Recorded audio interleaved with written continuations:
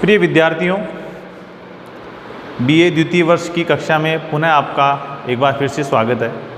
ध्यान दीजिएगा, पिछली कक्षा में हमने आपके प्रथम प्रश्न पत्र की प्रथम इकाई किरातार्जुनीयम के रचयिता भारवी के विषय में जाना था, उनका परिचय प्राप्त किया था, उनका जन्म, उनका निवास स्थान और उनके द्वारा रचित कौन कौन से ग्रंथ हैं। अब आज हम इस कक्षा के अंदर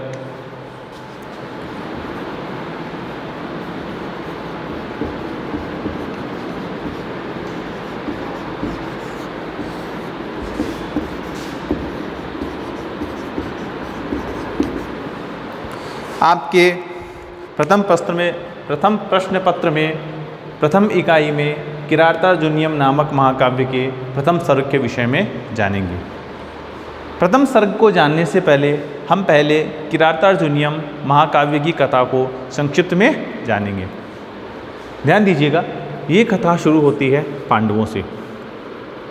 दुर्योधन जब कपट द्वारा दूत क्रीड़ा में पांडवों को पराजित कर देता है तो उनको शर्त के रूप में 13 वर्षों का वनवास मिलता है। अपने वनवास की अवधि पूर्ण करते हुए अपना जीवन वन में व्यतीत करते हैं। इसी दौरान वनवास की अवधि के दौरान महर्षि व्यास आते हैं और अर्जुन को दिव्य अस्त्रों की प्राप्ति के लिए घोर तपस्या करने का उपदेश देते हैं। अर्जुन दिव्यास्त्रों की प्राप्ति करने के लिए हिमालय में चला जाता है और वहाँ जाकर के तपस्या करता है। उसकी तपस्या से प्रभावित होकर इंद्र आशंकाओं को मन में ध्यान में रखते हुए भंग करने के लिए वहाँ पर आता है। तपस्या को भंग करने के लिए विभिन्न प्रकार के प्रलोभन जैसे अप्सराएं इत्यादि वहाँ पर प्रस्तुत करता है। जब उनसे बात नहीं बनती तो झंझावात, उपद्रव इत्यादि के द्वारा उसकी तपस्या को भंग करने का प्रयास करता है। लेकिन जब अपने प्रयासों में वह विफल हो जाता है और अर्जुन के मनोरथ को भलीभांति समझ जाता है तो वह प्रसन्न होकर के अर्जुन को पाशुपत अस्त्र प्राप्त करने की सलाह देता है और इसके लिए उसे भगवान शिव को प्रसन्न करने का सुझाव देता है। वहाँ से अर्जुन भगवान शिव को प्रसन्न करने हेतु घनघोर तपस्या करने के लिए इंद्रकील पर्वत पर चले जाते हैं। तपस्या के दौरान एक किरात का वहाँ पर प्रवेश होता है जो एक शूकर को मारने के लिए वहाँ पर उसके पीछे धनुष लेकर के दौड़ता है। ठीक इसी समय अर्जुन भी उस शूकर पर अपना बाण संधारित करता है, चलाता है और दोनों का बाण एक साथ, किरात का और अर्जुन का एक साथ शूकर के ऊपर जाकर लगता है। दोनों के अंदर उस शिकार के स्वामित्व को लेकर के आपस में विवाद हो जाता है। विवाद इतना गहरा जाता है कि युद्ध होता है और युद्ध के अंदर कई प्रकार की विधाओं का प्रयोग होता है। अस्त्रों का प्रयोग, शस्त्रों का प्रयोग, मल्ल युद्ध, द्वंद्व युद्ध। अंत में किरात रूपधारी भगवान शिव अर्जुन से प्रसन्न होते हैं और उनसे प्रसन्न होकर उसको पाशुपत अस्त्र प्रदान कर देते हैं। यही इस किरातार्जुनीयम महाकाव्य की कथा का सार है। अब ध्यान दीजिएगा, प्रथम सर्ग के अंदर जो कथा है उसको हम विस्तार पूर्वक समझेंगे और पढ़ेंगे। प्रथम सर्ग के अंदर पात्रों का विवरण इस प्रकार है। युधिष्ठिर और उसके चारों भाई अर्थात 5 पांडव, उनकी भार्या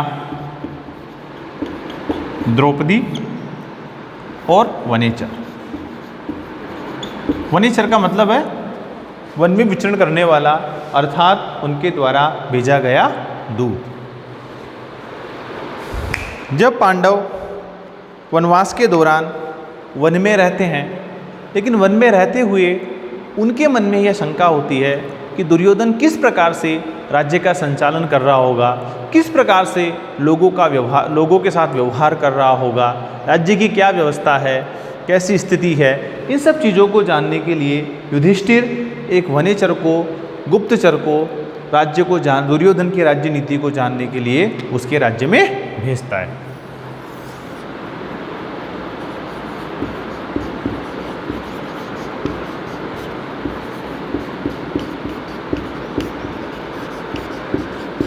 गुप्तचर दुर्योधन की शासन नीति को भली भांति जानकर समझकर पुनः आकर के युधिष्ठिर के समक्ष प्रस्तुत करता है। वह कहता है कि हे महाराज, जिस दुर्योधन ने कपटपूर्वक आपसे जो राज्य छीना था, उस राज्य को अब वह नीति से संचालित कर रहा है, अर्थात धर्मशास्त्रों के अनुसार, उचित रीति नीति के अनुसार लोगों के साथ व्यवहार कर रहा है।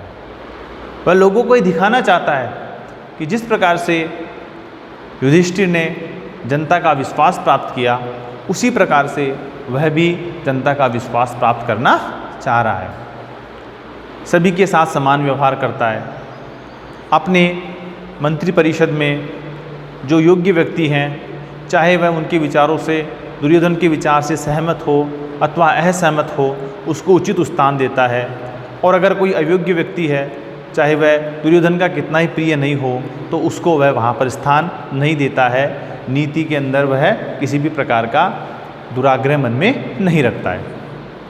दूसरी बात, जब दंडी नीति का प्रयोग करता है, दोष करने पर किसी को सजा देता है, तो उसके अंदर स्वयं अथवा पराये का पक्षपात नहीं करता। अर्थात अगर वह अपना पुत्र है, अपना संबंधी है, सगा है, उसने जो दोष दिया है उसके लिए जो सजा निर्धारित है वो उसे सजा देगा, और अगर कोई शत्रु है तो उसको भी वही सजा देगा। दोनों को समान रूप से वह दोनों के साथ व्यवहार कर रहा है, संचालित कर रहा है। आलस्य रहित होकर निरंतर धर्म अर्थ काम मोक्ष, धर्म अर्थ और काम तीनों का वह सेवन कर रहा है। प्रजा के अंदर जो भी कुछ असुविधा है, उन असुविधाओं को जान करके उनको दूर करने का प्रयास कर रहा है। राज्य के अंदर जल की उचित व्यवस्था कर रखी है। जो तालाब हैं, जो बावड़ियाँ हैं, उनकी खुदाई, उनकी मरम्मत समय पर करवाता है, जिससे वर्षा नहीं होने पर भी कृषकों को सिंचाई करने में किसी प्रकार की दुविधा नहीं होती। इसलिए उसका राज्य फल रहा है, फूल रहा है, फैल रहा है। पड़ोसी राजाओं के साथ मित्रवत व्यवहार करता है, अनावश्यक दंडित नहीं करता, किसी का राज्य नहीं छीनता। इसलिए प्रसन्न होकर के राजा लोग सदैव उसके पास आते रहते हैं, और उनके आने से उसका राज्य उसके राजमहल का प्रांगण, उसके रथ, हाथी घोड़ों से सदैव भरा रहता है। लेकिन ध्यान दीजिएगा, ऐसा करते हुए भी जब कभी भी राज्यसभा के अंदर आपका नाम अगर कहीं से आ जाए तो वह विचलित हो जाता है, और मन ही मन अपने भय को या अपने द्वंद्व को दबा करके फिर भी दूसरों के सामने भली प्रकार से दिखने का, अच्छा व्यवहार करने का प्रयास करता है। इस प्रकार से जो दुर्योधन है वो कपट द्वारा जीते हुए राज्य को पुनः नीति के माध्यम से, रीति के माध्यम से जीतना चाहता है। क्योंकि कहा भी गया है कि अगर शत्रुता रखो तो हमेशा विद्वान के साथ रखनी चाहिए। शत्रुता भी रखनी है तो भी विद्वान के साथ रखो, क्योंकि उससे स्वयं का भला होता है। युधिष्ठिर जिस प्रकार से शासन संचालित करके जिसने लोगों का दिल जीता, उसी प्रकार से अब दुर्योधन भी लोगों को जीतना चाह रहा है।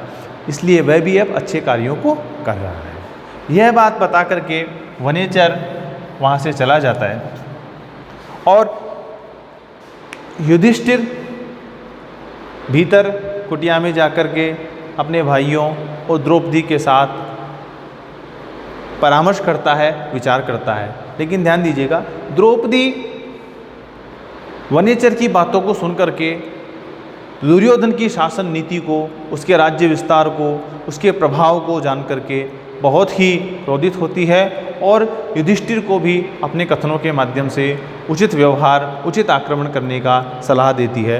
वह कहती है कि देखिए, आपने अपने पूर्वजों के द्वारा संरक्षित इस राज्य भूमि, इस राज्य लक्ष्मी को उसी प्रकार से त्याग दिया जैसे कोई मदमस्त हाथी अपनी माला को अपने ही सूंड से उतार करके फेंक देता है।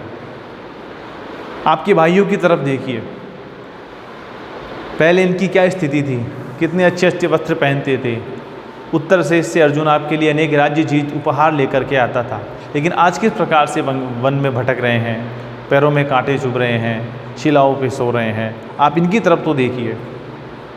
अगर आपको सहनशीलता में ही सुख मिलता है तो आप ये राज्य चिन्हों को, धनुष इत्यादि को त्याग करके मुनियों का वेश धारण कीजिए और हवन कीजिए। क्योंकि ध्यान दीजिएगा, क्रोध, सफल क्रोध नहीं करने वाले का न तो शत्रु और न ही मित्र दोनों ही आदर करते हैं।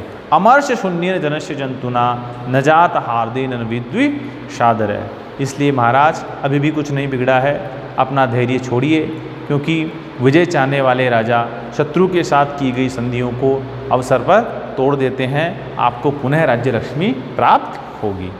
इस प्रकार से इस कथा के अंदर दो भाग हैं। पहला जो भाग है वन्यचर का युधिष्ठिर के साथ संवाद, जिसमें वह राज्य संचालन की नीतियों, दुर्योधन द्वारा संचालित राज्य नीतियों से युधिष्ठिर को अवगत करवाता है। उसके पश्चात युधिष्ठिर का द्रौपदी के साथ संवाद, जिसमें द्रौपदी राज्य प्राप्त करने के लिए युधिष्ठिर को उद्वेलित करती है, उकसाती है।